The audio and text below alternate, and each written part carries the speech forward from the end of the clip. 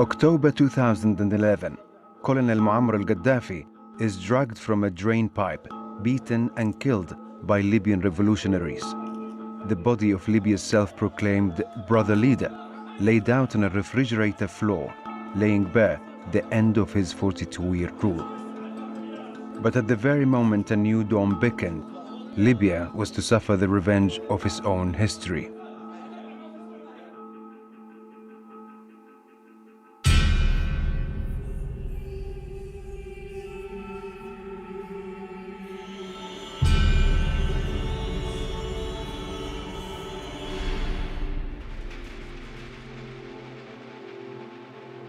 What's happening in Libya now? We have two governments, seems like a big mess. The whole country is ruled by militias. The struggle between these militias, who will take more power?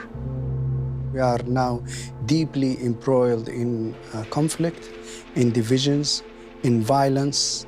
Everybody wants to have his share of authority and his share of the money. There's no central government per se, which really has control. So it became really the front for a number of militias. Libya is trying to shape itself again, but it's a country which is vast and it cannot be ruled centrally just from one city like Tripoli.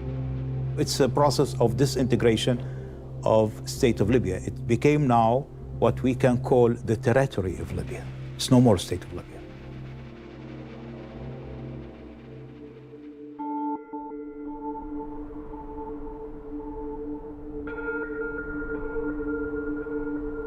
The history of Libya is the history of the foreign powers who ruled Libya. We have the Phoenicians come over to Libya, we have the Greeks come over and set up cities, we have the Romans, and then we have the Turks for almost 400 years. It has been continuously a place of conflict between the civilization, between countries. So it was under occupation by every power that there is. Libya, invaded, seized and occupied for millennia, was for much of its history no single unified land. There was Cyrenaica, there was Tripolitania, Fezzan, and those also were not united for a long time. Almost 1,000 years of Arab rule left a shared Islamic tradition across the three regions: Tripolitania in the west, Cyrenaica in the east, and Fezzan in the south. But they remain distinct, separated by geography, history, and identity.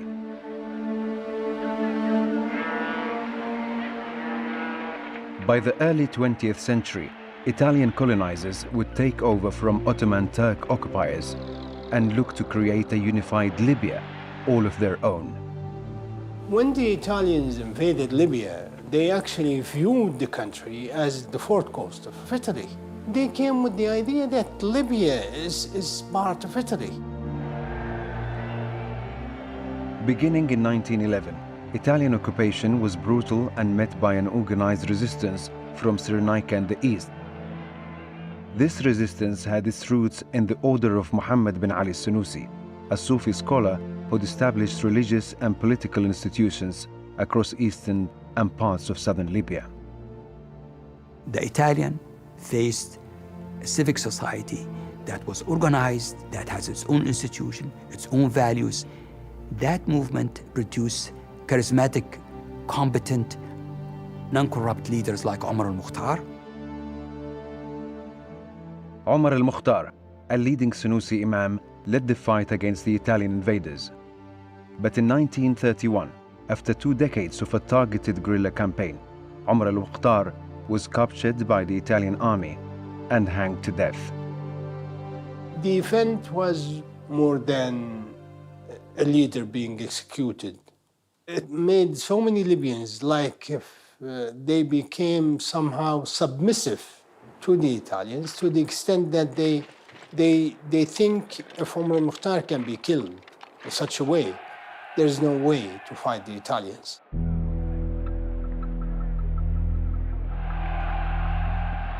The Italians would win the fight against Libyan resistance. but after their defeat in the Second World War in 1943, they'd lose Libya to British and French control. Italy's loss, however, was the Senussi orders gain. In 1951, Libya became the first country granted independence by the United Nations, creating the Kingdom of Libya with the Emir of Cyrenaica, Idris al-Senussi, as king. Libyan independence was created as a compromise. The Western leaders, the urban leaders of Tripolitania, agreed to accept King Emir Idris as the king of Libya in exchange for keeping the country unified. He was from the eastern part. He was in exile in Egypt, and then he came back with the army, which with the help of the British. King Idris, to a certain extent, was their man in Libya. So it was a country that really did not exist in terms of sovereignty. The United States, France, and the UK were actually running the affairs behind the scenes. King Idris granted permission for Britain and the United States to build military bases in Libya. And when oil was discovered under the Libyan sands in 1959, British and American companies were first to be granted concessions. Libya would now experience the transformative power of oil. Libya began to really change from one of the poorest countries in the world to one of the richest in Africa. Before the oil, the extended families and the tribal leaders had their sons in the army because it was the guarantee for their future, because there was no business. After the oil, having a small store anywhere will give you a salary better than going to the army. Oil money was shifting Libya's established order as the Arab world was enthralled to revolutionary times, embodied by one man above all, Egypt's leader, Gamal Abdel Nasser. There was a huge wave of pan-Arabism and Nasserism, and military coups were taking place in Iraq, in Syria, in Sudan, and Nasser was inspiring young Arabs to go into the army and then plan and plot military coups to change regimes, to change what Nasser used to characterize as reactionary regimes, pro-Western regimes. The army and the nationalists and the activist students began to agitate against the monarchy and the elite. Agitation would turn to revolution. On September 1st, 1969, Idris al-Senussi was ousted while receiving medical treatment in Turkey. The group of military men who deposed the king were headed by a little-known 27-year-old officer called Muammar al-Gaddafi.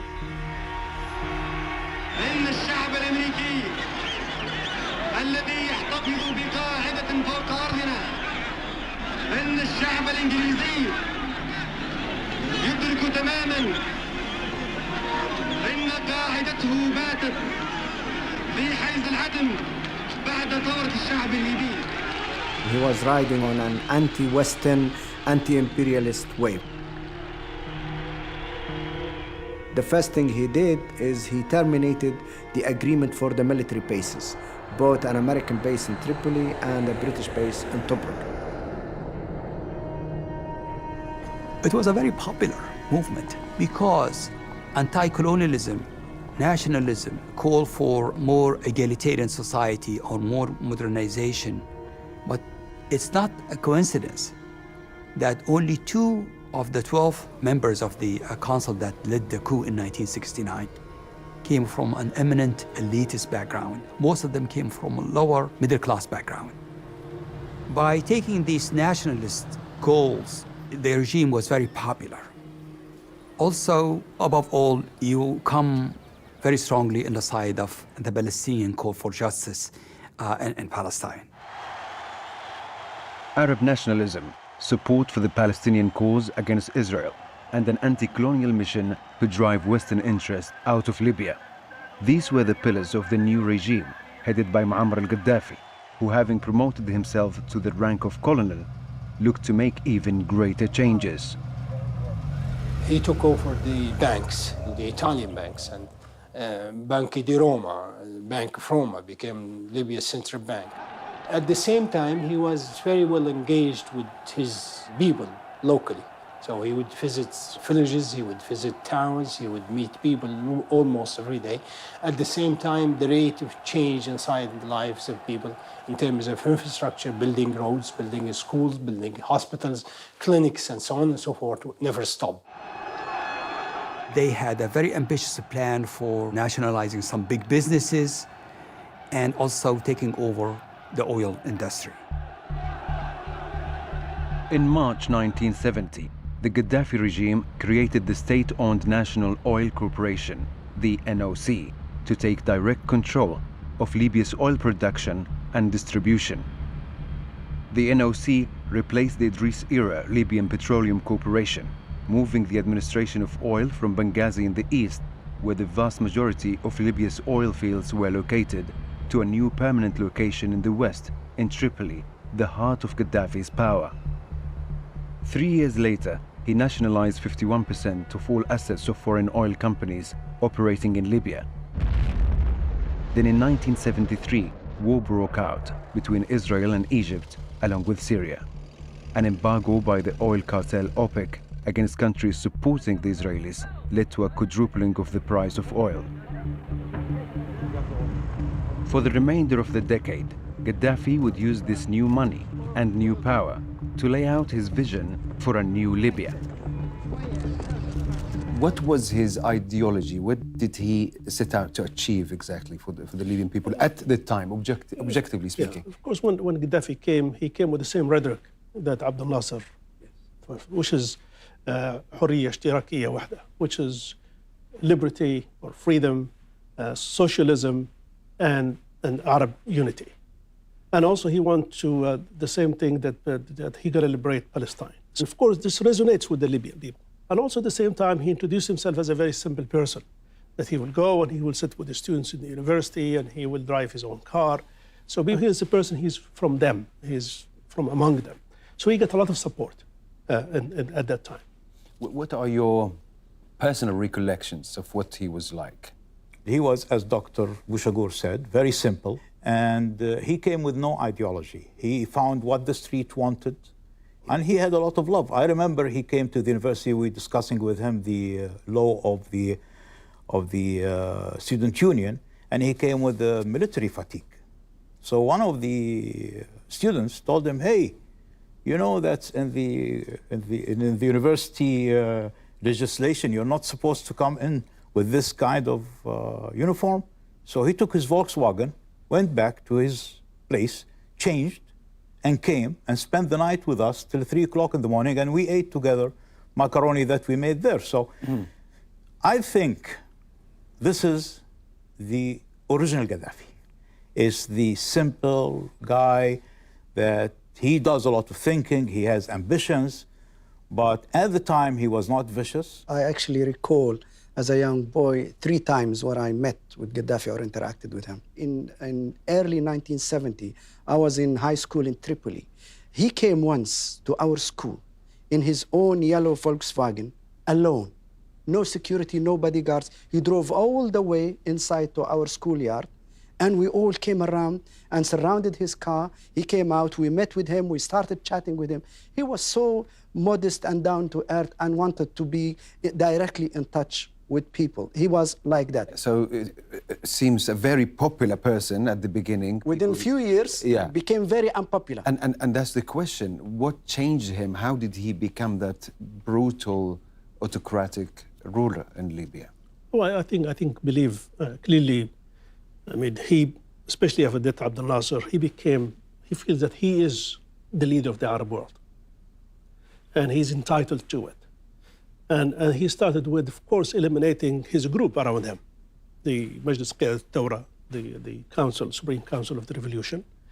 And of course, he wanted to introduce something new. First of all, he canceled the constitution. And this has happened in 1973. And also he announced the Cultural Revolution. And of course, based on that, he put so many of the students, whoever in any direction, into prison. But he did something before that. He tried to bring all the intellectuals in Libya, whoever have an opinion there, and he made them speak to be able to categorize them who they are and which direction they are in. So 1973, he imprisoned everybody, the communists, the socialists, the Islamists, and all of them. Including, by the way, including Muhammad. Brother Muhammad, he was one of those who were were arrested in 1973 yes. with everybody else as a pan-Arabist at that time. Well, they looked for an accusation. A label, yes. So what was the effect, the significance of the 5 political points he declared in Zuwara in 1973, at the time when you were arrested? Well, he found a dissent growing up, dissent inside the RCC, dissent in the army, and he was not at the time with that grip on it. So he went to Zuwara, and he told us, we will all leave power now. Yes. We'll give it to the people. Yeah. Civilians. To the civilians. So he went there, and he deceived them. So they're all out, but he's the leader of the new revolution, the popular revolution. And then, of course, to make it sound a revolution, he took us to jail. So do you think he has always had that idea of becoming a dictator? Or was this a reaction to a threat to his position in power that changed him? I think... Because as you said, there was growing dissent. He didn't know more. Well, look, he didn't know more. He never had the education or experience to make him a Democrat. For us, I'm not in power, so I'm with democracy. I don't know if I'll be in power, although I practice democracy now where I live. But there were coup attempts, assassination attempts. Is that what made him really brutal? Let me complete the idea. So he had surplus of money that he never thought of. And here he saw politicians from everywhere. I saw the head of the Liberal Party in England came and tell him, Colonel Gaddafi, you are the one who teach us about freedom on Libyan TV, because he was treated well there. So you think these sort of things changed him? I think if we go back to the few years before the coup, Gaddafi was a very dominant figure with all his companions and colleagues, which he gathered around himself to actually do the coup. He was not going to accept criticism. He was not going to accept anybody, even from the closest of his colleagues, who actually did the coup with him, to force him to change his mind or policy and anything. And I think it was in his personality and in his character always to be autocratic and to be dominating, and he will not give in to other opinions. So the precipitations for a dictator were there in his character. And as things moved on and he started getting challenges, not just from his own group, Adam al-Hawaz and Musa Ahmed, a military coup attempt in December 1970, or 1969, sorry. And then the student movement were very expressive against him. I remember he used to come to Tribune University, and the students were very vocal, very brave, telling him, look, you and your colleagues, the army officers, you should go back to your barracks. We want civilian rule. So as he had rejections from the students, from intellectuals, from army officers, he started to become very brutal to protect his dominance as his control over power. He basically took a firm grip of the country, every aspect of the country's life. And I think that was the first clear sign that Gaddafi was heading to be an absolute dictator of Libya. Despite growing isolation, Libya continues to pursue policies which are a unique mix of strict Muslim rules and Marxist ideology. Gaddafi established the Jamahiriya, state of the masses, a system of people's committees under a general people's congress. This was part of Gaddafi's third universal theory that he laid out in his Green Book. He himself would claim to have no official role in the Jamahiriya, but would remain the commander-in-chief of the armed forces and go by a new title, Brother Leader. I think it was to a certain point a successful experience to a certain limit. It was not completely independent system from Gaddafi. He's not the president of a republic, there's no republic, and he's not a minister, not a prime minister, and he's the leader of the revolution, which is kind of ongoing process that never ends. It was diluted and subverted and became a way of really enhancing the mobilization and cramping and punishing dissident voices in Libyan society. The army was purged, the trade unions were purged, the student union was purged, the other independent association were purged, and everything became either you are a revolutionary or counter-revolutionary. And you could see that the informal institutions, the security apparatus, the secret police, the so-called revolutionary committees began to dominate the formal institutions of the state.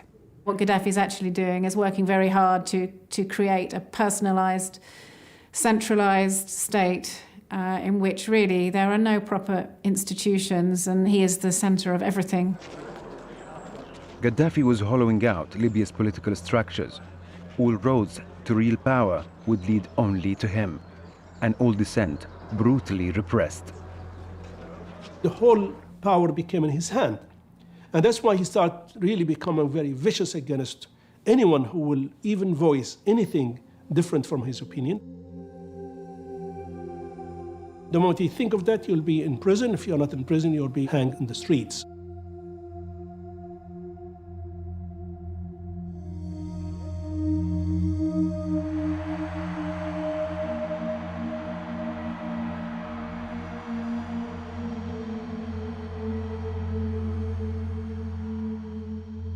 That's where Libya have seen probably one of the most vicious hanging campaigns can ever happen. It was during the month of Ramadan. It used to be done just around Maghrib, and it is TV broadcasted. And they've hanged those young people in their own cities, so to show them. And also at the same time, they go and they destroy their homes. While Muammar al-Gaddafi exercised brute force at home, his authority didn't extend to wider Arab affairs. Following the death of Egypt's Jamal Abdel Nasser in 1970, Gaddafi had seen himself as heir apparent to advance pan-Arabism. But Nasser's successor, Anwar Sadat, had sidelined Gaddafi during the war with Israel and ignored the Libyan leader as Egypt fell in line with Western interests, signing a peace treaty with Israel. Gaddafi took this as a personal insult and a betrayal of the Arab cause. He's a leader with few friends in the area. The man who dreamed of uniting the Arab world is perhaps discovering that no one shares his vision anymore.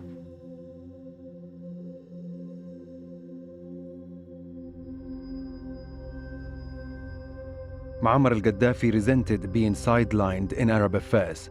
Now, at the beginning of the 1980s, he'd looked to the wider world for new purpose. He became literally against everybody, especially in the Arab world, because he felt that all of them have betrayed the Arab cause, and he is the champion of the Arab cause. And anyhow, America has no right to interfere in the Arab matters. It is the responsibility of Arabs. America must be outside of this area. It is aggression. It is international terrorism. So that's why he started supporting a lot of the movements in different parts of the world. He was accused of supporting so many different terrorist organizations, from the Irish Republican Army, IRA, in the UK, to the Red Brigades in Italy, or Mandela in South Africa at the time, when it was only Gaddafi and people like him and Castro and Yasser Arafat who actually talked about Mandela positively and supported him. Gaddafi might have seen himself as a champion of a global anti-imperial struggle, but for much of the West, he was a supporter of worldwide terror. And then in December 1985, simultaneous attacks on airports in Rome and Vienna claimed the lives of 19 civilians, including 5 Americans. The following year, a West Berlin nightclub was bombed, killing 3 people.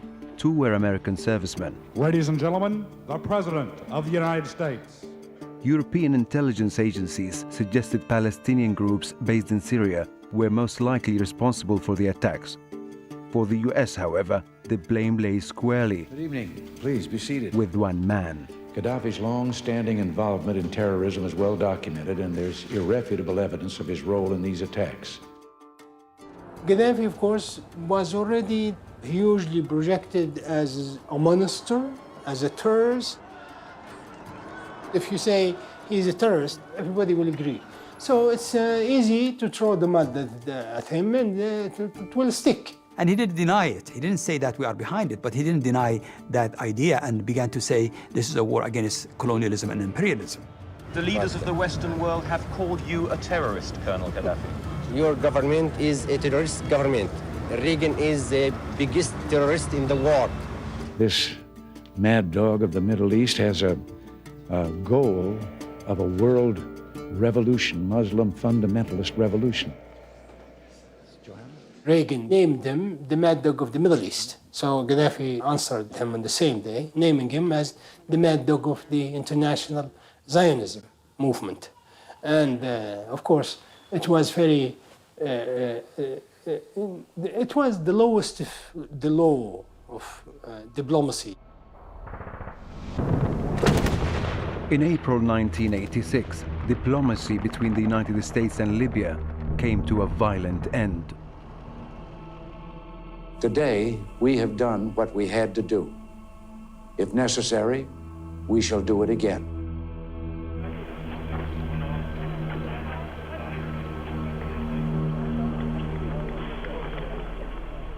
The United States decided to punish him once and for all, actually by trying to kill him. They sent huge airplanes and bombed locations in Tripoli and his own house, his own headquarters, and all bureau office. But we also had lost some civilians, that including children, including babies. It's a clear and a blunt attempt by the United States, leader of the free world, to assassinate somebody because they don't like him. Gaddafi was from the Arab world and was a suitable person to fight with because, after all, Gaddafi had alienated almost everyone. So he was a perfect foil for the Reagan administration. Gaddafi's reputation as the arch sponsor of terror was to once again make him the prime suspect when in 1988 an American airliner was brought down over the Scottish town of Lockerbie, killing all 259 people on board. The evidence for Libya's direct involvement in carrying out the Lockerbie bombing was less than conclusive. But in 1992, pushed by the United States, Britain and France, the United Nations placed severe economic and trade sanctions on Libya for its alleged involvement.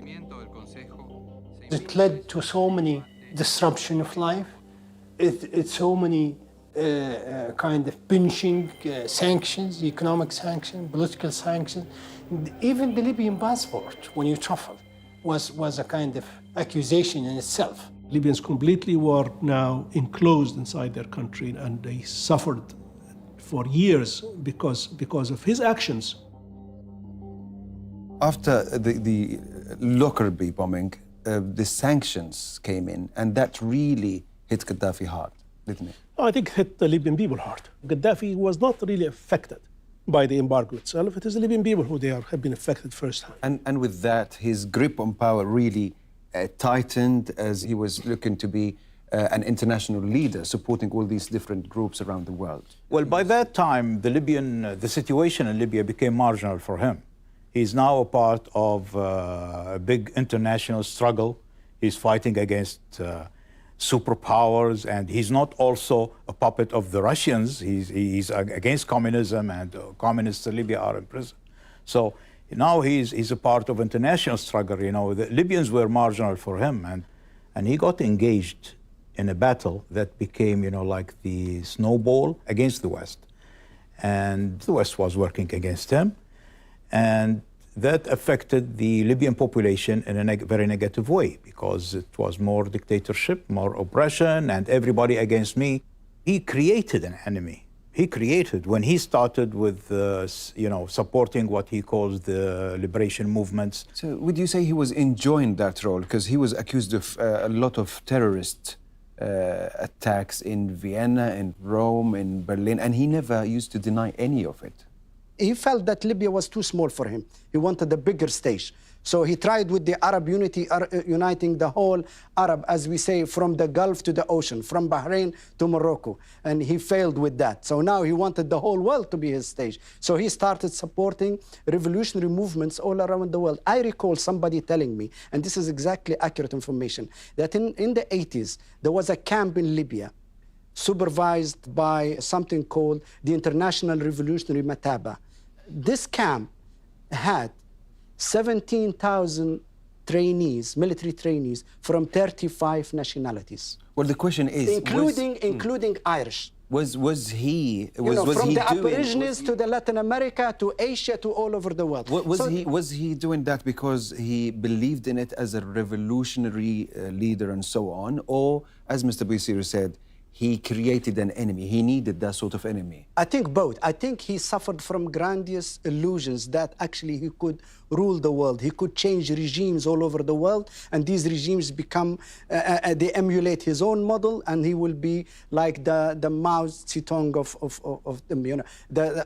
That's one thing. The other thing, I think he enjoyed this idea that this man, the popular man of the masses all over the world, is taking on the imperialist. He's taken on the biggest imperialist in the world, which is the United States. When the terrorist attack in Berlin happened, Ronald Reagan called Gaddafi the mad dog of the Middle East. So did the West need someone like Gaddafi to be, you know, an international villain as well? What was in it for the West? I think they want to make an example of Gaddafi in the region, that if you go beyond your limits, then clearly we can come and attack you in your place. So I think Gaddafi, of course, that's, I think, personally, I think he is the one who created this for himself, because he thought that he has to become a real big player in the world stage. And of course, he doesn't have that power or what will allow him to do such a thing there. No, I would like to add to this. Why did Libya came up in the agenda of the Americans 1979, 1980?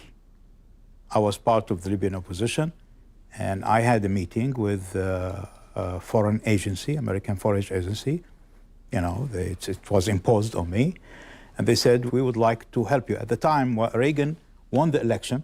I can tell you now, at the time, the war between Iraq and Iran heightened, and Iran threatened to stop all the oil supplies from the Gulf. Yes.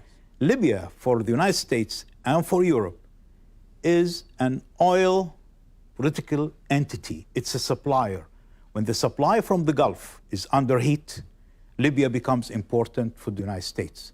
They wanted to topple him, put another regime that will bring Libya back to good relation and higher oil production and better relation. It's the same thing now. It was convenient for the American foreign policy to find a maverick like Gaddafi and pick him as an enemy and put all this blame of international terrorism and all the mischiefs around the world on him. And I recall after the Lockerbie in 1988, and we all know now with hindsight that Lockerbie wasn't just the Libyan component. There was Iran involved. There was a group based in Syria involved. And if you have three bad boys, you pick a fight with the weakest one. And in this case, it was Gaddafi, because at that time, it was not convenient to pick a fight with Iran, and it was not convenient to pick a fight with Syria. So in that sense, Gaddafi played that role conveniently played that role for the West, and especially America. Gaddafi eventually handed over the two Libyan officials suspected of carrying out the Lockerbie bombing. But the sanctions remained and fueled increasing dissent against the regime.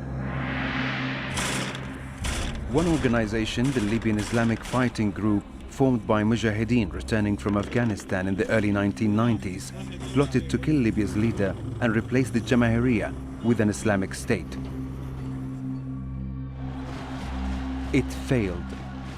Crushed by Gaddafi's security forces, many of his members, mostly hailing from Libya's eastern region, were locked up without trial in squalid conditions in Abu Salim prison in Tripoli. In June 1996, after being denied access to their families and to lawyers and mistreated by guards, the inmates protested. Some revolted, some escaped. In the chaos, an estimated 1,270 prisoners were allegedly shot dead by prison guards under orders from Gaddafi's intelligence chief. Though the facts of the incident remained contested, it became one of the most notorious episodes of the Gaddafi era. That was one of the ugliest massacres, most brutal massacres under the regime. And I think in the long term, it haunted the regime. 1,270 prisoners killed. They have 1,270 families. Many of them were from Benghazi. The families of those killed in Abu Salim prison in 1996 started to voice their demands. Those demands fell on deaf ears. The fallout from the alleged massacre at Abu Salim prison was part of a growing discontent simmering in Libya. But Gaddafi knew it was his troubles with the West, not least the UN sanctions, which threatened his authority at home. But then in 2003, the US invaded Iraq and changed the course of Libya's future. The real change in course happened just after the death of Saddam Hussein's son in Mosul, Uday Qusay, who were killed by the American Special Forces. Gaddafi's wife at the time, she told him, you know, if it's you, you are free to do whatever you want. But I don't want this to happen to my kids. The logic of the so-called war on terror, led by the United States, meant that a man labeled a terrorist could now be a friend of the West. Libya has begun the process of rejoining the community of nations. And Colonel Gaddafi knows the way forward. Gaddafi had been warning Western powers for years about these dangerous Islamist terrorists and the problems of Islamist terrorists, and complained that nobody ever listened to him. And suddenly the world woke up to the danger and the enormity of the problem, and suddenly would it be useful to have an ally in Tripoli? Gaddafi would renounce his support for illicit groups worldwide, give up his nascent nuclear weapons program, and pay compensation to the families of those killed in attacks for which Libya would take responsibility. He would also introduce a limited program of reforms led by his son, Saif al-Islam, including the eventual release of some of the political prisoners held at Abu Salim prison. With that, all sanctions were to be lifted. Please raise their hands. Libya was now back in the international fold. All of a sudden, what Reagan called the mad dog, this despot, this sponsor of terrorism all over the world, this supposedly developer of lethal weapons, became a good guy that governments like the British government and the American government could do business with. Leading the way to do business in Tripoli was British Prime Minister Tony Blair. Blair's visit in 2004, accompanied by representatives of UK industry, culminated in the so-called deal in the desert that included an exploration agreement for Anglo-Dutch oil conglomerate Royal Dutch Shell worth more than $600 million. Libya's rehabilitation was revealing its truth, the West's top brass looking after its own bottom line. In reaching out the hand of partnership today, we do not forget the past, but we do try, in the light of the genuine changes happening, to move beyond it. One after another, Western leaders went to Libya, offering the hand of friendship, multi-million-dollar business deals, and the kind of legitimacy Muammar al-Gaddafi had long forgotten. From US Secretary of State Condoleezza Rice to newly elected French President Nicolas Sarkozy, Tripoli welcomed the West, and the West jumped in. Gaddafi went almost 180 degrees in his relationship with America, purely out of the fear of what the United States could do to him. He was very desperate for a long time to have a good relationship with the United States. And I think that what happened after he saw Saddam coming out from that hole in the ground, I think a message very clear came to him from the United States. This is what's going to happen to you unless you do this and this, because they want a political victory for them. and the condition there that you give up your nuclear program. We started listening from Cheney people, and we used to know them, that let's start something called the constructive engagement with Libya. Yes. And they said one condition, that he gets rid of the weapon of mass destruction, not because he's going to use it, but because they might go to a terrorist group. And then we saw Condoleezza Rice visiting Tripoli. We saw a lot of world leaders like Berlusconi, like Sarkozy. Yes. It started looking great for Gaddafi. And I think Tony Blair and George W. Bush, and I remember this very well, it was very convenient for them because of their failure in Iraq, because of the big lie that Saddam had WMDs. What did Tony Blair come out to say? He said, look, although we did not find them in Iraq, but actually we found them in Libya. Yeah. And we managed to get rid of them in Libya without a war. So, so Tony Blair wanted to promote that as a success story, and it was very convenient for both. For Gaddafi to remain in power and to be rehabilitated, and for Tony Blair and George W. Bush to actually show some sort of a success against the background of their failure in Iraq.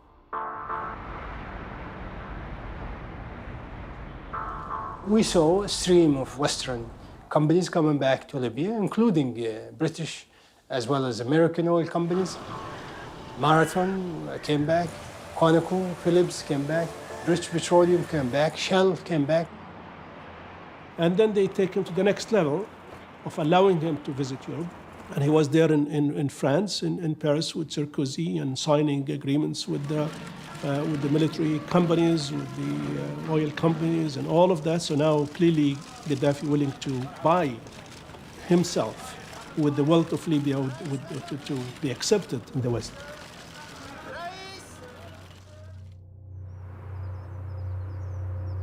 But as Gaddafi was getting closer to the West, he was alienating himself from the Arab world. للأسف يعني وضع العرب صعب جدا ومخيف يعني نحن أين نكون؟ مع من؟ نحن لسنا مع بعض الآن.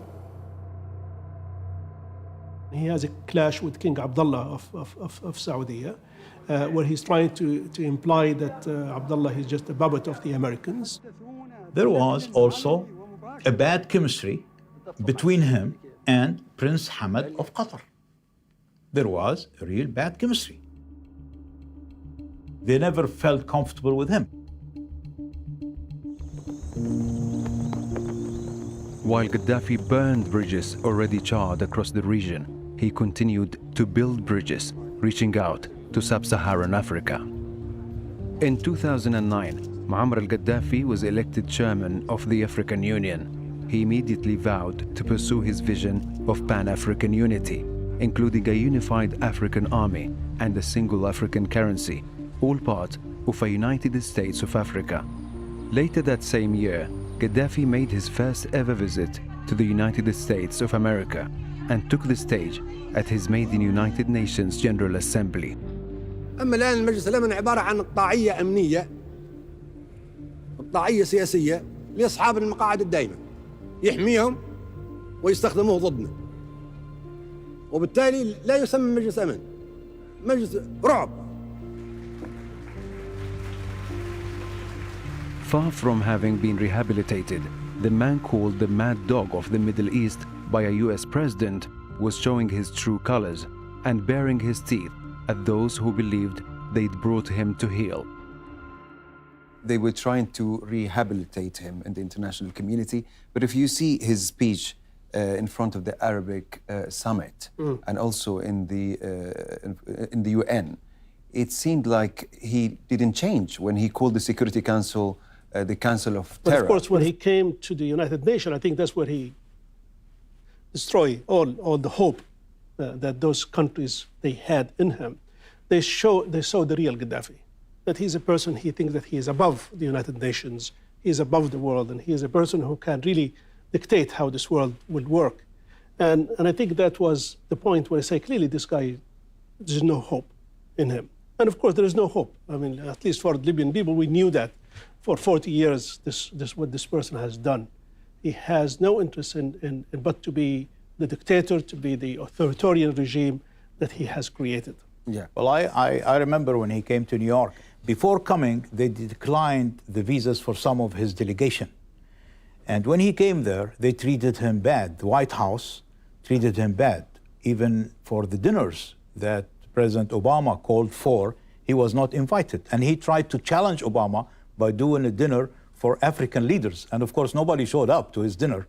You know, so I asked one of his, still alive, I won't say his name, and he told me, well, it was fear. He told me Gaddafi talked out of fear. It was almost impossible for Gaddafi to change. He's still branding America as imperialist and the biggest enemy of the world, and at the same time is working with the CIA, helping them in their anti-terrorist wars. I think Gaddafi was never going to change, because if he changed, that means he would finish. He struck deals, financial and economic deals with the West, which is to the West's liking. But deep in his heart, he never actually trusted them, and he never believed in anything. By 2011, the people that he'd ruled with an iron fist for 42 years were showing their distrust of their brother leader, standing up for what they did believe in and against the injustices of the Gaddafi regime. We started to see small-scale protests and sort of eruptions of public discontent. So there was a slight sort of shift and an opening up. But really, by 2011, expectations for real change had been dashed, and people had realized that there was no real change coming. Change was to come.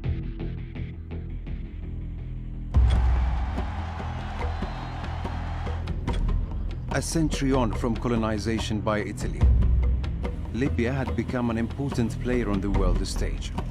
Colonel Muammar al-Gaddafi had gone from being an accused sponsor of terror to an ally in the West's war against it. In the early days of 2011, transformations were sweeping through North Africa. The so-called Arab Spring uprisings had seen the end of two dictators, Ben Ali in Tunisia and Egypt's Hosni Mubarak. Pressure was building on Muammar al-Gaddafi. The battle for Libya was about to begin. By 2011, we have to look at the international scene around Libya, especially the Arab Spring.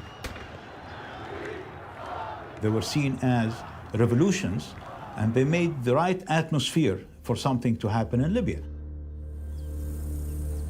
Something would happen in Libya, and it would happen in the East. The East has sort of a particular sense of itself and a particular narrative that it had been deliberately punished and deliberately marginalized by the Gaddafi regime.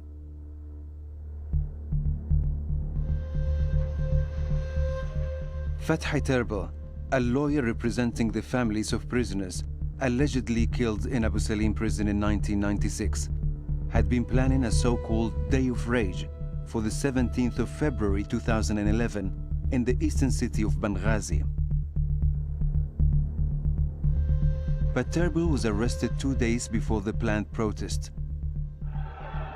And as his supporters gathered to demand his release, they clashed with security forces.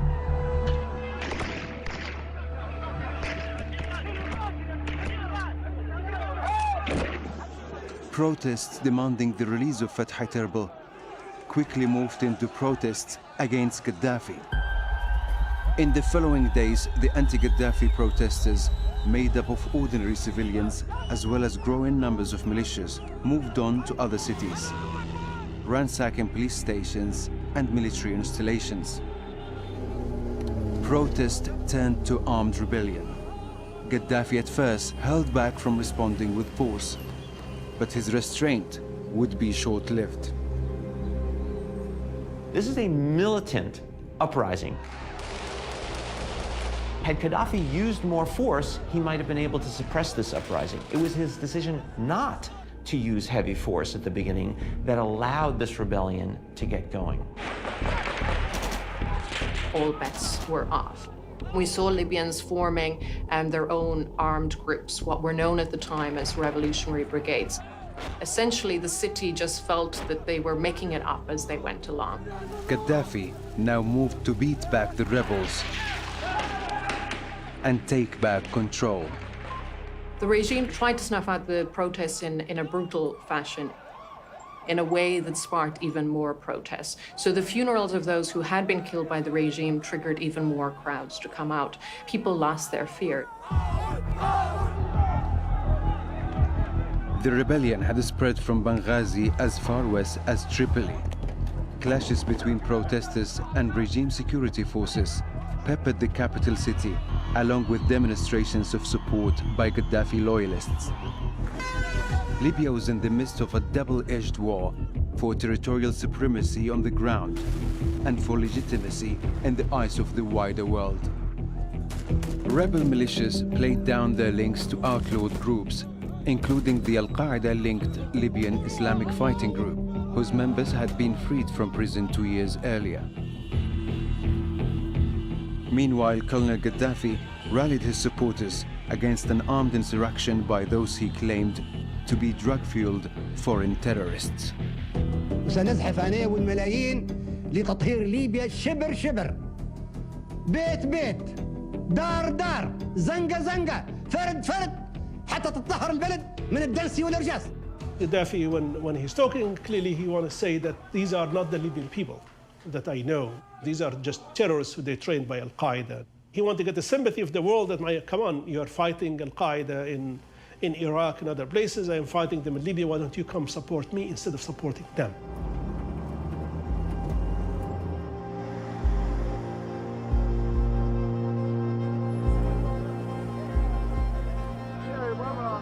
Territory which in the first 72 hours fell to the rebellion was grabbed back by Gaddafi. It was at that point that people began to warn of a bloodbath. There started to be a push for a humanitarian intervention, and the push for this was coming from the rebels. They realized they were losing this war. And so the rebels said to themselves, well, what are we going to do? Well, the only hope is Western military intervention. I don't think Gaddafi would necessarily have gone and massacred ordinary civilians in Benghazi. When he was poised to come back and take Benghazi, he'd retaken a number of other towns, including Ashdabia in the east, where he hadn't gone ahead and done a wholesale massacre. The international community could not just stand by and see Gaddafi willing to kill thousands and thousands and thousands of demonstrators. At the end of February 2011, a group of military officers and government ministers had defected from the regime and set up a National Transitional Council, the NTC, headed by the former Justice Minister, Mustafa Abdel Jalil. Years of nurturing the military and hollowing out political structures had left little loyalty among elements of the Gaddafi regime. By early March, however, Gaddafi's forces had shored up their control of Tripoli and looked to head east to reclaim Benghazi. The NTC, working with the Arab League, an organization long at odds with Libya and its leader, urged the UN Security Council to stop Gaddafi from killing his own people en masse. But claims of impending genocide, of regime soldiers ordered to rape civilian women at will, were far from proven. Don't tell me about the stories about Gaddafi killing his own people, the bombardment of Fashloum, the district in Tripoli, the use of rape, mass rape as a weapon, the use of Viagra tablets as a weapon. That's completely false. Western NGOs went in and found out that none of this was true. But it was reported at the time, and it was reported by Al Jazeera, Al Arabiya, BBC, New York Times, Washington Post, CNN, all the TV networks in the West. We've seen many dead bodies of Libyans shot in the streets. Anti-government protesters have told Al Jazeera of what they call a massacre on Saturday in the town. The body of evidence at the time seemed overwhelming because you had not just what the intelligence community was saying, you had what all of our allies were saying, you had what the regional partners were saying, you had what we were reading in the newspaper every day from press, from journalists on the ground.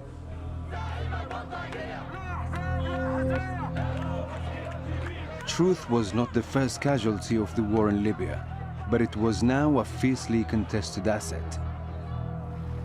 British Prime Minister David Cameron and French President Nicolas Sarkozy led the charge for direct action against the Gaddafi regime. They pushed for a UN Security Council resolution authorizing a no-fly zone over Libya to be overseen by NATO. But military intervention would be impossible without US backing. You cannot do a NATO intervention without the support of the United States.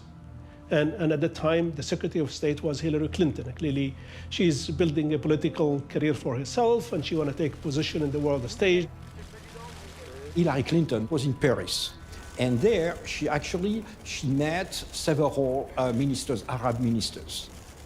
There was a video conference between Paris, New York, and Washington, D.C., and that basically Hillary, convinced, I guess, the president to take this decision. She went to Barack Obama and told him, okay, now Gaddafi has tanks going towards Benghazi. If he kills the revolutionaries, their blood will be on your white shirt.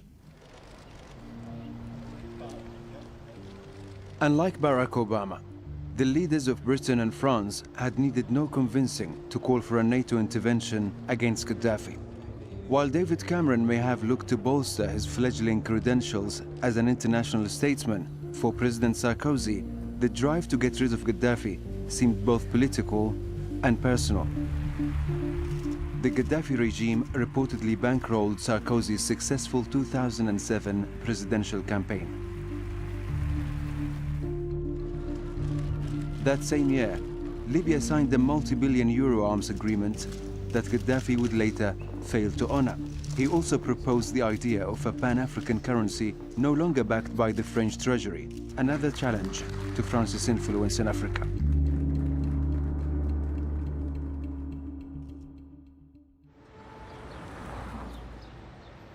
On March 17, 2011, the UN Security Council, led by France, the UK, and the US, pushed through Resolution 1973, giving legal authority to enforce a no-fly zone over Gaddafi's Libya.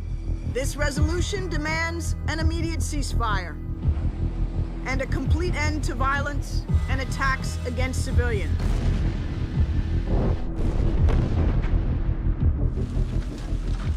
They adopted a resolution that said that, amongst other things, there would be an arms embargo, there would be a no-fly zone, and all necessary measures could be used to protect civilians in Libya, except no occupying ground force. It wasn't a no-fly zone, it was more appropriately called a no-drive zone, because it was able to hit targets on the ground. NATO intervention was decisive in tipping the balance of power back in favor of the rebels. And also, of course, the training of rebel forces by foreign security and intelligence agencies enabled those rebels to move into the West and eventually to topple Gaddafi and to take control of Tripoli. It led to not only de facto civil war, the militarization of the uprising, and the rise of the armed militias. A lot of that was done through supply of weapons through Qatar in collaboration with intelligence services of the West, who were willing to turn the other way to the fact that there was a weapons embargo. There's a lot of help from the Emirates, from Qatar, and who came to the help of the Libyan people, and that limited the suffering of the people, limited the number of casualties that took place in there. Qatar, at the beginning, was very popular in supporting the uprising. But then the United Arab Emirates and Saudi Arabia and Egypt supported the national coalition. Turkey became involved with support of Misrata. And so you find that the regional Arab countries and the European countries are involved in the Libyan civil war. It was an opportunity for the world to get rid of a menace. It's called Gaddafi. It's a coincidence in a rare moment of history whereby the aspiration of some of the Libyans met with the interests of Western powerful countries, and the country was literally tied up hands and legs, and thrown from the 9th floor for a bunch of terrorists and gangsters waiting outside. Rebel forces made up of militias divided along regional, territorial, and ideological lines also contained criminal elements and those seeking their own gain. But despite their differences, the rebels were gaining the upper hand. In the east, posters of anti-imperialist national hero Omar al-Mukhtar took pride of place as flags of independent Libya, not seen since the time of King Idris, were waved by jubilant crowds. By the end of August 2011, rebel forces would take Tripoli, Libya's capital city and regime stronghold, without the fierce resistance many had anticipated. Less than 3 weeks later, the NTC was recognized by the UN as Libya's legitimate governing authority. With Tripoli lost, Gaddafi retreated to his hometown of Sirte, but it too was now close to falling. The rebellion was closing in, and for Gaddafi, time was running out. In one of his recorded messages to his family, he said, "I will go down in history as a hero. They will never leave my country, and I never left my country. I never gave up." October 20th, 2011, NATO aircraft attack a convoy of armed vehicles leaving Sirte. Rebel fighters on the ground receive intelligence that a person of interest may be among those fleeing. Moments later, Colonel Muammar al-Gaddafi is found hiding in a drain pipe. Gaddafi fled, and then the rebels chased him down and tortured him and then murdered him. For some, the final words of Libya's brother leader, moments before being killed, showed a broken man, frail and confused. For others, those words were of a desperate man clinging to delusion.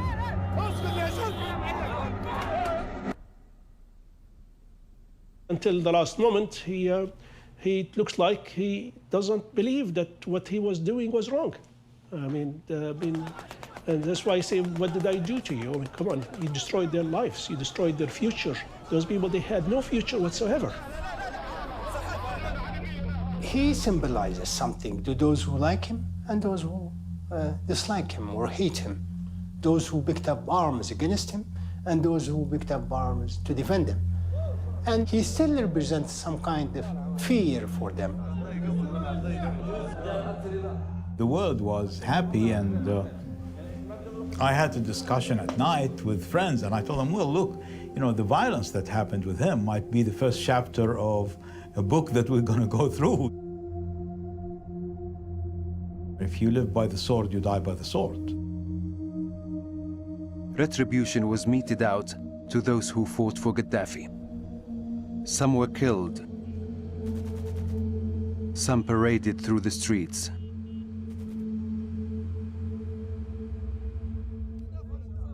Others taken away, their fates unknown.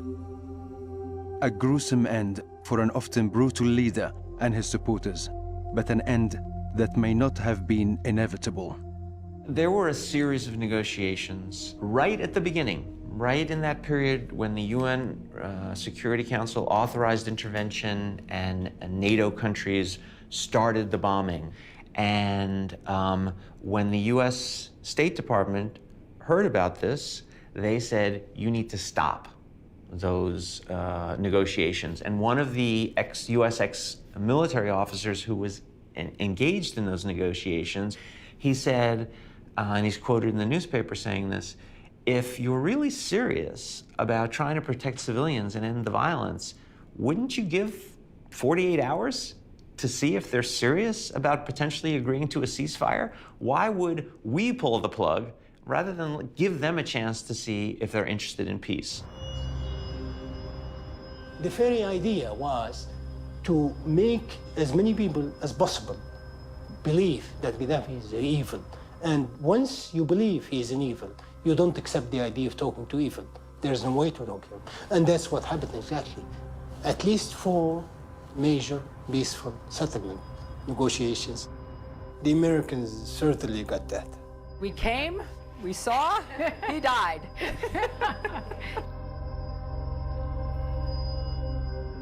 When Gaddafi sent his tanks to Benghazi, and still, there is no United Nations resolution. I asked a cousin of mine who was a dissident military man, a colonel, and he was in Benghazi. And I told him, well, Gaddafi is sending his tanks. What you gonna do? He said, no, don't worry. Because we had French officers in Benghazi, including generals. So do you think the French will let their people die? They took the Arab League all the way to New York. And the decision to bomb Libya was taken within a month. It took them more than a year in Bosnia, in Kosovo, and Rwanda. So I think I think I need to respond here. Why did Gaddafi send a column of 60 kilometers of armed tanks and heavy equipment to Benghazi on the 19th of March? He was not What going. do you think? He If was it not happens going in there. Manchester, they're not going to say, No, sorry. a column to Manchester to bring it back? He was not going to celebrate with the Benghazi people. Of course he was not going to give. Let's get Dr. Abu Shakur in. No, I just finished this point. He was not going there to give out gifts or sweets. He was going there to take a city back or kill whoever stands in front of him. The question is, I want to ask Dr. Abu Shakur, was this exaggerated by the media, including, Al Jazeera? And did Gaddafi really commit massacres? No, I think I want to go back. The West did not do anything during the Tunisian Revolution. They did not do anything during the Egyptian Revolution. Clearly, they are fed up with Gaddafi. And here's an opportunity for the Gaddafi to be removed. And the Libyan people are coming out and realized that the 70 kilometers of tanks and military vehicles are going to attack Benghazi.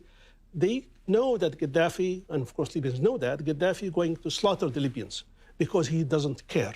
What was in it for the West? That's the question. Well, I'll tell you what's in it. The price. What was in it is the price. Libya has a lot of resources. Gaddafi had a lot of cash, a lot of investments. Libya has 40 banks abroad that runs sub-banks of about 200 banks, including in New York, in Wall Street. But at that stage, he had very good relationships with the West, and he made big deals like the deal in the desert with Tony Blair and BP and Shell. No, but he was... That's why... involved billions. He was coming back. That's why... So why would they want to get rid of him? No, he was reluctant, especially the French. He promised them a 10 billion euro. Or more, yeah. Or more, and he didn't do a thing. Deal. He didn't do a thing. Sarkozy was frustrated. The British were frustrated. Americans didn't care. But there was a kind of a lobby around the Clintons that made Mrs. Clinton, lead the way that the United States enter in this war. But it was not the interest of the United States government. It was the interest of some lobbies in the United States. They think that if the United States have some action there will be more interest for those lobbies. We're talking about international intervention because even the UN resolution didn't talk about changing the regime, did it? Of course, it talked about protecting the civilians. I was one of those throughout the revolution who come out on international media almost every day. What we were telling Western politicians and others and Arab politicians and the media that, look, Gaddafi is very brutal. He's not Ben Ali. He hasn't left. He's not Mubarak. He's not given up power. He's going to stick it out and kill as many people as possible to prevent his downside. We used to say, do you want another Rwanda massacre in North Africa? Is that what you want? Because will the international community conscious carry that? Remember what happened in Rwanda? The world turned a blind eye, 1 million people would be killed. And the international community responded. Yes. But they had to. It was their moral. It was their moral duty. Libya was a member of the United Nations. I don't think moral had to do anything with it. Arguments for and against the legitimacy of NATO intervention were being drowned out as the mission to protect civilians crept into regime change. Libya was now up for grabs. It's the leadership of France and Qatar that took the Arab League to New York and convinced everybody to do. And everybody came in for the price. And that's what we see up till now. The Libyan people, whatever their pains were, whatever the oppression was used against them, they were a marginal factor in what happened in Libya. What happened and what still happens in Libya, and this is because the nature of Libya. This is not today, this is 17th century, this is 10th century, this is at the time of the Greeks when they came in, the Romans, the Turks. Libya is a low potential country. What were the Arab interests in this, Arab countries? What was their interest? The Egyptian war was confused and they were not in a position they could do anything in Libya. Who led it was Qatar and then the Gulf countries, you know, and they wanted to get rid of Gaddafi. If Libya is developed on the Mediterranean shore, 250 kilometers from Europe, you know, both sides, well, the Gulf will be second hand in the area. You're saying they deliberately wanted instability? They felt that the only country that has the same potential, but it's not in the Gulf Council, is Libya. It's out of control, you know. I'm not ruling out countries' interest in Libya, but we need to put it into perspective. Gaddafi was already doing business with French, British, Italian, and American companies. Their rights were always preserved by Gaddafi, and you know this very well. So partly, I think, yes, economic interest is always there, but I think for an international alliance of 45 countries to support the UN resolution 1973 to go into Libya and protect civilians, and many, Norway took part. Norway sent airplanes and fighters and took part. So many countries took part in this alliance. That cannot be explained purely by economic interest. But massacres are happening all over the world. Yes. And we don't see the NATO intervening to protect civilians in other countries. And then let's not forget that what happened in those 8 months, 27,500 sorties with 60,000 bombs and missiles on Libya, the destruction of Libya and turning it from a state, sovereign state, into a territory that we see today, it is the action of the international community that has to come back and try to help us reinstate this state.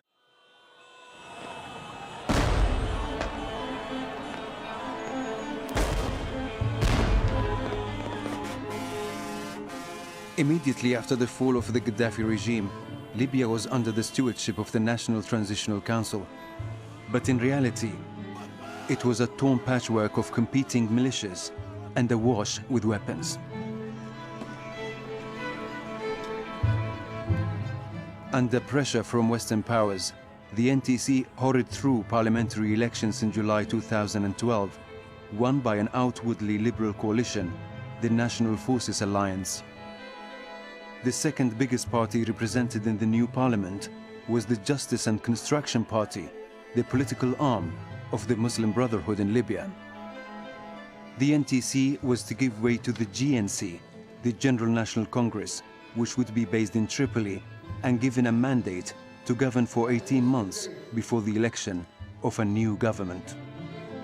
But as Libya moved to democratic rule, moves were being made that would give the militias even greater power. Number one was the fateful decision by the transitional authorities to grant a state salary to anyone who had fought during the revolution. So what we saw happen was a mushrooming of armed groups. So the revolutionary brigades became even bigger and more powerful. You find a young person who become part of these military formations, and he is making 50% more than a teacher who has been teaching for 35 years. The only job opportunity is to become a militia member. Libya became consumed by political and economic turf battles. This is my money, this is my territory, this is my activity, not yours. And all those different groups whose contesting interests were suppressed under Gaddafi got a chance to say, it's my turn now. The other crucial event was a decision by Mustafa Abdul-Jalil, then leader of the National Transitional Council, to concede to armed federalists, and federalists being those who were seeking some form of autonomy for eastern Libya. They had begun blockading a key road in central Libya. He capitulated to their demands. And what was important about that was it was the first time in post-Gaddafi Libya where the lesson was learned that force or the threat of force will give you political leverage. What happens is that the militias become much more powerful than the government. So really, they're under many ways under the mercy of these militias. There was no real institution built in Libya, so that means when Gaddafi goes, you'll find these institutions in place. For example, there was no army. Army is marginalized since 1986.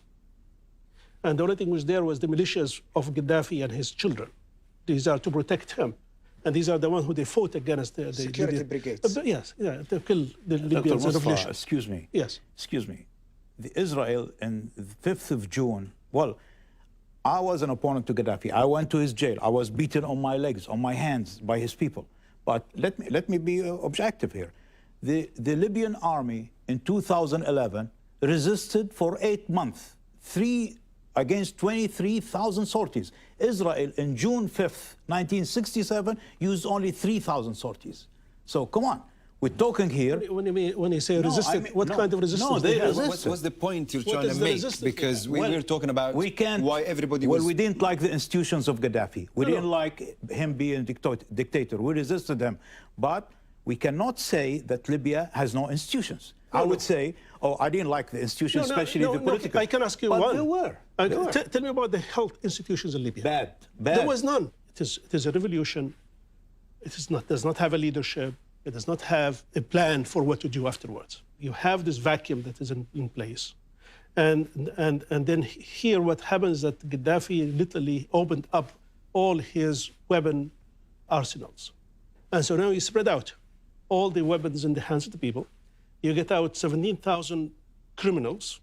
They're out from jail and they are militarized. This is the problem now. These militias, they got used to money and salaries and power and influence, and they grew and grew, they mushroomed. Their numbers at the beginning in 2011, they were about 20,000, 25,000 of them. At the most. Now, at most. Now we have about 250,000, because every young man who was unemployed, the best way, quickest way to get money is to go and join a militia. Militia life became very attractive. Libya was driven by militias with conflicting interests. Violence as political currency was carried out with impunity. In September 2012, the US ambassador to Libya, Chris Stevens, was killed during an alleged attack by the Al-Qaeda-affiliated Ansar al-Sharia group on an American consular facility in Benghazi. Kidnappings and assassinations were now commonplace. In spring 2013, violence, real and implied, was used to force through new legislation that would favor some factions and weaken others. There was very much a sense in Libya of victor's justice. And one of the manifestations of this attitude, this mindset, was the drafting and passage in 2013 of what is known in Libya as the political isolation law. And this was basically a hollowing out of expertise within key institutions of the state.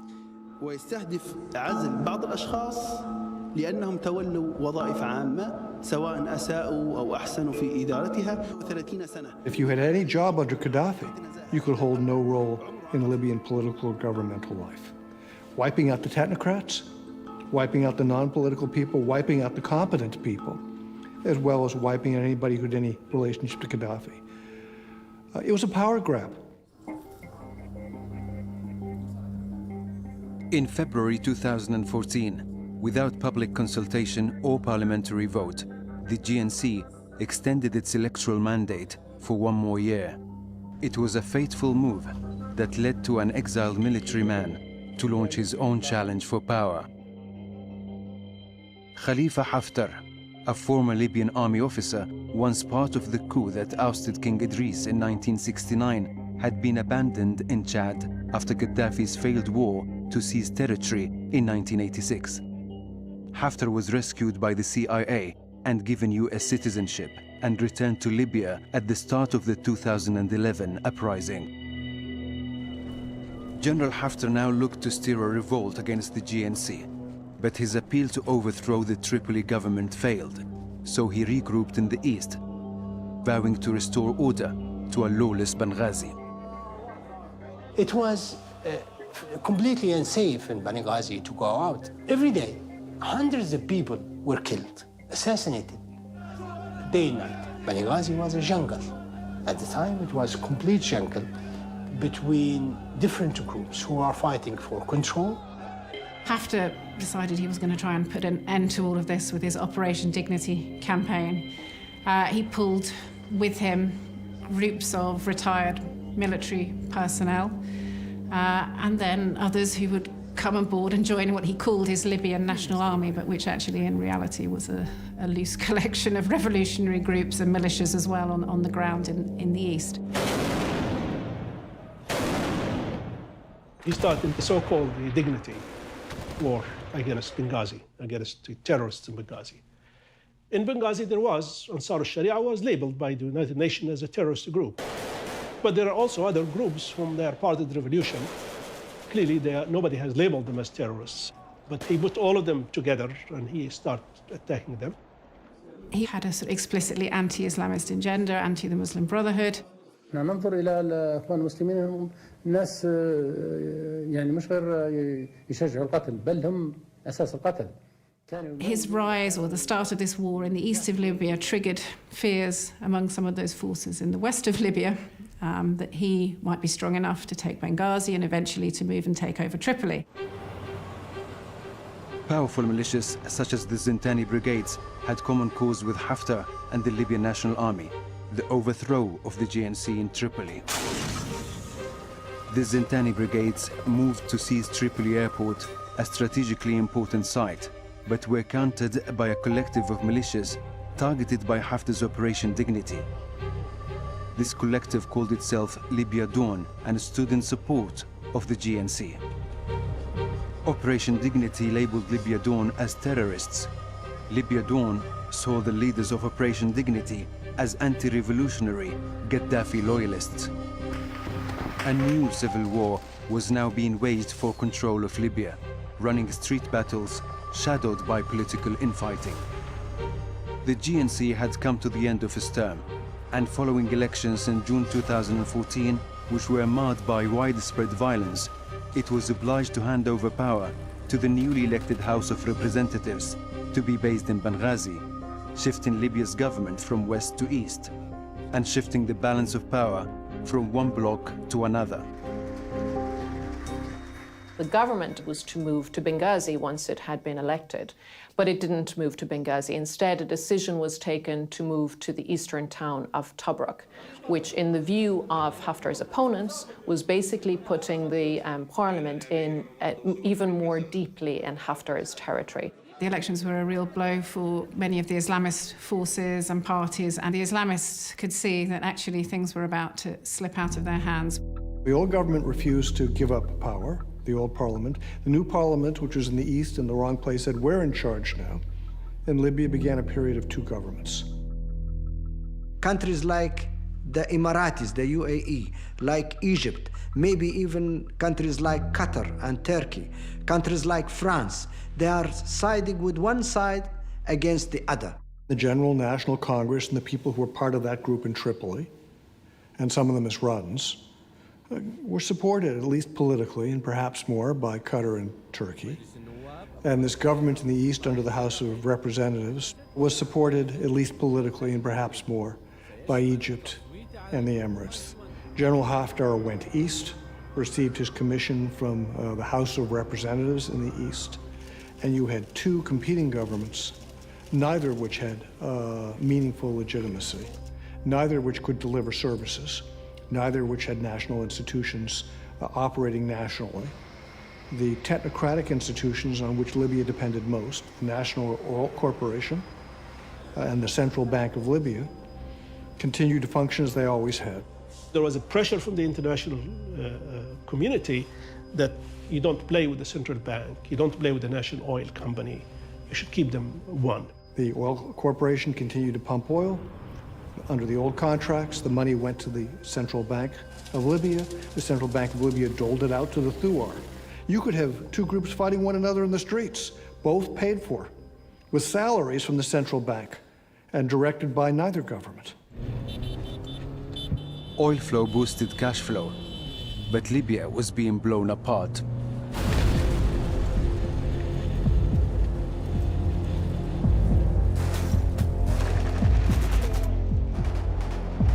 The UN, whose decision to intervene in 2011 inadvertently led to the arming of militias, looked to broker a deal in December 2015 to end the violence by creating a new Government of National Accord, the GNA.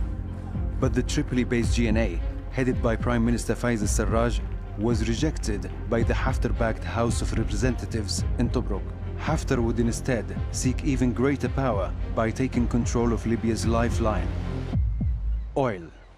It was clear that at some point he would try to control Eastern oil infrastructure, which he did. The moment that Haftar gained control of those Eastern oil ports, it changed in terms of the way international actors viewed him. When General Haftar's military advisor and family members came to me in November 2016, shortly after the US elections, they told me Haftar intended to conquer the entire country of Libya, fire all of the politicians, end every element of Libyan political life, run the country by military decree. I said to myself, where have I heard that before? That sounds like Muammar Gaddafi. I got a call from him. From Haftar? And he said, you know, can you talk to the Americans? And I did talk to the Americans, and I went back to Mrs. Jones, Deborah Jones. And the ambassador. Yeah. The ambassador, and I think the file was in her desk. And she told me, do you think a retired general with one MiG-21 and 30 trucks can change things? So I started communicating with General Haftar in good faith. The only dispute that we had from the beginning, that if it's war against terrorism, that's fine, but for the army to take over the country, we don't want to repeat the 50 years we had before. That's two different things, you know. Khalifa Haftar initiated a full open war in Benghazi with militia groups like the 17th of February Brigade, like Rafallah's Hati Brigade, and others. These groups essentially were the revolutionaries who fought against Gaddafi in 2011. Later on, what they did, they went into an alliance with internationally classified terrorist groups like Ansar al-Sharia, Al-Qaeda, and later on in 2015, Daesh came into Benghazi as well to fight with them. So now what we had Khalifa Haftar on one side leading a fight against a group of revolutionaries in an alliance with terrorist groups. For me, he's a militia because he doesn't have any legitimacy as an institution. He is a retired general, so he's like the other people who they are in the other militias there. And of course, in this, he was supported by the Egyptians, or by the Emiratis. They were supporting him with weapons, going against the embargo of the United Nations I mean, that kind of support is very public now, isn't it? Oh yeah, it's very clear. Support by Egypt and the UAE and Saudi Arabia. Well, there is another point I would like to add. Why is he supported from these countries? Well, I want to add, you know, the General Haftar movement in Benghazi did not happen before General Sisi came to power in Egypt. The Egyptians wanted to guarantee their western borders, and they thought General Haftar can do the work that the Egyptian Western Front Command could do. So they were very generous with him, with ammunition, with guns. And then Saudi Arabia came hesitant, but the Emirates came with full power. And now I think the Emirates have even more say than the Egyptians in the East. Our problem with Haftar is he still believes that the army should be in charge. And he belongs to that old mentality. The whole idea of the Libyan revolution of 2011 is to get rid of that idea that the whole country is totally absorbed in one cult personality. Now, Fortunately, and it's a great thing, that in the whole west of Libya, you will never now in Tripoli see a picture of any leader whatsoever. Okay, you will not see people talking about individuals. They talk about building a state. So let's talk about Tripoli. Instead of one cult personality, now we have two governments. Can you talk to us about the government in Tripoli? The government of Sarraj. Yes. Which militias supports this government, and who supports it internationally? This government came as a result of the Libyan dialogue, which took about a year, and became from that the Libyan political agreement, which has been ratified by the Security Council and supported by the international community. So Sarraj government really, when it came and entered Tripoli, allowed the militias to take over. If there is a government, they are the one who are running it. But really I will not call it a government, to be honest with you. Because, again, they have no power except they can write decisions. There is a huge number of proclamations, yes, they make them, but they have statements and the proclamations there. That's all they do. That's all what they do. The divisions in Libya are not based on ethnic or religious or sectarian factors. The divisions are purely political, purely based on disagreement on how to share power and wealth.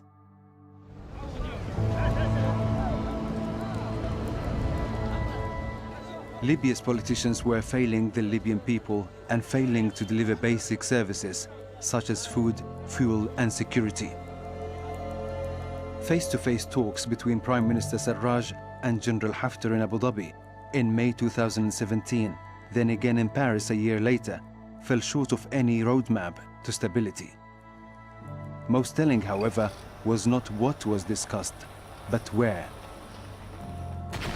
As fighting continued in September 2018 between rival militias seeking a share of Libya's loot, Libya's fate, historically influenced by overseas powers, once again looks to be resting in foreign as well as Libyan hands. France in particular seems to be leaning more heavily towards the Haftar camp and to be giving their backing to Haftar, mainly I think because they see in him a strong figure who can fight against terrorism, who seems to be more of a force for stability. The Italians, who are the other really big player in Libya, on the other hand, most of their interests in Libya are really in the west of Libya, partly because that's where a lot of the main migration flows going into Italy. That's the point of departure is Western Libya, but also because of Italy has a strong reliance on Libyan gas. Libya is becoming a proxy, a kind of war without a military getting involved. The Emirates, Egypt, and to a certain extent Saudi Arabia on one side, and then Turkey, Sudan, and Qatar on the other side. And both of these sides have their own international controllers, if you like. If the United States really wants to solve the problem in Libya, they can do it very quickly. Unless the outside countries will leave us alone for some time, and we Libyans come to our senses to be able to agree to save our country, maybe we'll not be able to. Maybe, unfortunately, we'll continue until we have no more weapons to fight each other. Libya that we knew before is gone. It's gone. All what we see in front of us, the scene now, it's at the end, it's taking us to disintegration. Nothing is bringing the country back to unity, and every day we are closer to this final scene.